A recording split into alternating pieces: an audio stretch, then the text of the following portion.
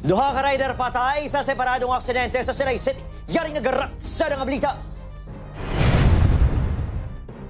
Abisar naka-helmet, ginabawian sa kabuhi ang 37 anyos nga rider matapos makabunggo ang ginamanehong nga motorsiklo sa nasugatang truck sa barangay Ilopez, Silay City.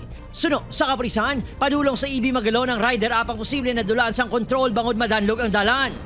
Nagkulay siya dito sa dump truck. Tama na siya, no, nalapakan siya sang nasugatan niya nga dump truck. Kompleto naman siya sa may helmet naman siya. However, hindi niya guro natansya yung curb na lugar. Ginahulat pa sa kapulisan ni desisyon sang himata sa biktima kung mapasaka sa reklamo batok sa driver sang truck. Patal nga pila sa ulong gitunan sa kamatayon sa 23 anyos nga landing collector nga si Rhea May Gozo. Ini matapos makabunggo ginamanehong motorsiklo sa isa ka pick-up sa barangay Ginhalaran, Silay City kaina sang aga.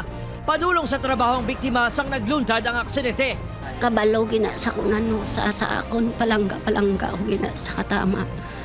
Ang ambak sa iyahanong kagid pirmi. Wala pa natumod sa kapulisan kung sino sa rider kag driver sa pick-up ang may kapaltahan. So sa part naman ng driver, no, dapat gid nga mag-minor kita, no. Pag lalo sa mga ini sa mga sa mga kurbada.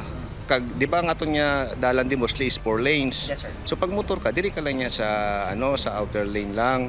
Opo, Kiril Casillo, Adrian Pretos, ang naga. Ra! Sada!